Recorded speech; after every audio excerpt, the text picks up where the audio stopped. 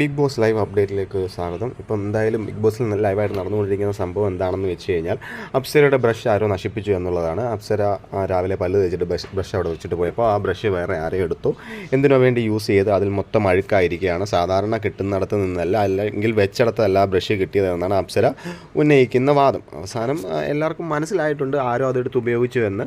പക്ഷേ അപ്സരയുടെ മനസ്സിലുള്ളത് രതീഷാണെന്നാണ്. രതീഷ് വന്നതിനെപ്പറ്റി തിരക്കിയപ്പോൾ രതീഷിനോട് അപ്സര ദേഷ്യപ്പെട്ട് പറയുകയാണ്, എനിക്ക് തന്നോട് സംസാരിക്കാൻ താല്പര്യമില്ല എന്ന് പറഞ്ഞു പോവുകയാണ്. അപ്പോൾ രതീഷ് ഇതിനെതിരെ ഉന്നയിക്കുന്ന വാദം എന്ന് വെച്ച് കഴിഞ്ഞാൽ അപ്സരയ്ക്ക് രതീഷിനെ പേടിയാണ്, അതുകൊണ്ടാണ് അപ്സര സംസാരിക്കാത്തത്, അല്ലെങ്കിൽ തൻ്റെ തലയിൽ ഈ കുറ്റം വെക്കാൻ വേണ്ടിയിട്ടാണെന്നാണ് രതീഷ് പറയുന്നത്.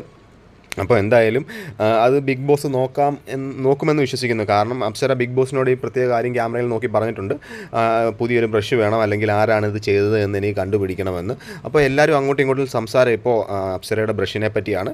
അതിന് ശേഷം നമുക്ക് മനസ്സിലാവുന്നത് ഗബ്രിയും ഇതുപോലെ ജാസ്മിനും തമ്മിൽ വീണ്ടും കൂടുതലായിട്ട് അടുത്തിരിക്കുന്നതാണ്.